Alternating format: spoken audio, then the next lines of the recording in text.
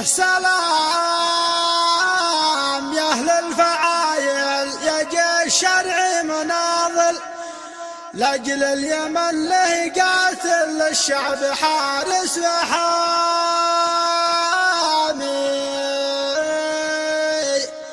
تشهد جباه ومعاقل فعل رجال البواسل من ضربها الخصم زايل في حرب حامي ودامي.